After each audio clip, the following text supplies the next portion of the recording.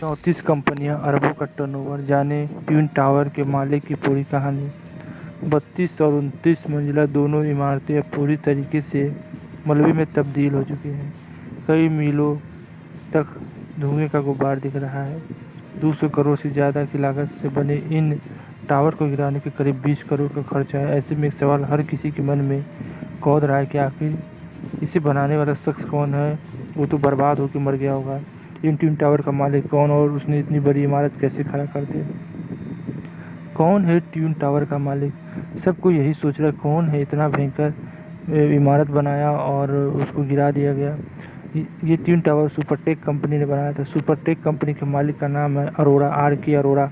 R K. Arora ने 34 company खरीद की है। ये कंपनियां civil aviation, consultancy, broking, printing, films, housing, financing, construction तक के काम करती है। यही नहीं, मीडिया रिपोर्ट्स की माने तो आर.के. अरोड़ा ने उपग्रह बनाने तक का भी कंपनी खोल रखी है।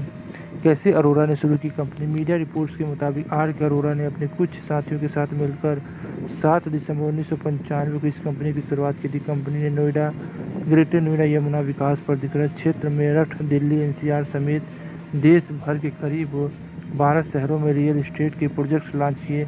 देखते ही देखते अरोड़ा ने रियल एस्टेट में अपना नाम बना लिया। इसके बाद अरोड़ा ने एक के बाद एक 34 कंपनियां खोली। सभी कंपनियां अलग अलग कामें करती हैं।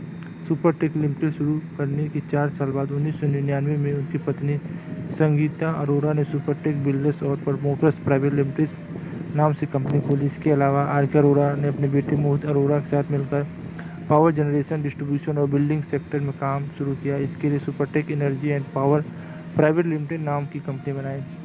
32 मंजिले की इमारत कैसे खड़ी हो गई? कहानी है 23 नवंबर 2004 से शुरू होती है, जब नोएडा अथॉरिटी ने 93A स्थित प्लाट नंबर 4 को एमराल्ड कोर्ट के लिए आवंटित किया।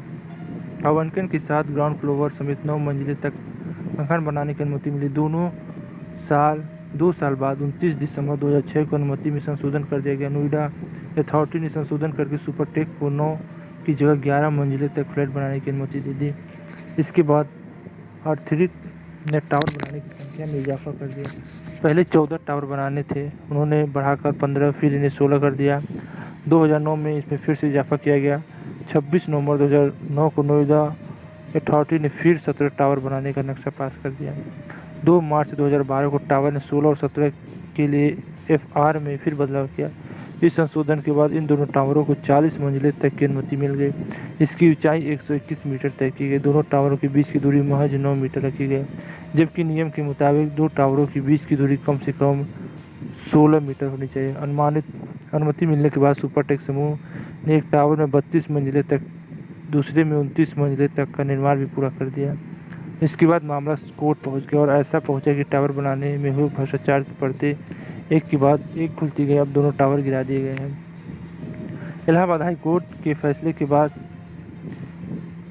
सुपरटेक कंपनी ने कोर्ट पहुंच गई। सुप्रीम कोर्ट की 7 साल चली लड़ाई के बाद 31 अगस्त 2021 को सुप्रीम कोर्ट ने इलाहाबाद हाई कोर्ट के फैसले को बरकरार रखा। सुप्रीम कोर्ट ने 3 महीने के अंदर ट्विन टावर गिराने का आदेश दिया। इसके बाद इस तारीख को आगे बढ़ाकर 22 मई 2022 कर दिया गया। हालांकि समय सीमा में तैयारी पूरी नहीं हो पाने के कारण तारीख को फिर बढ़ा दी गई। आज आखिरकार इसे गिरा दिया गया। यही है सुपरटेक के मालिक आर.के. अरोड़ा और इन्हें लगभग 500 करोड़ रुपए का घाटा हुआ है। आप क्या कहते हैं, ऐसे टावर को गिराना चाहिए था कि नहीं? अपना कमेंट करके ज़रूर बताएं। इसके लिए बस इतना, फिर मिलते नए वीडियो में। जय हिंद, जय भारत।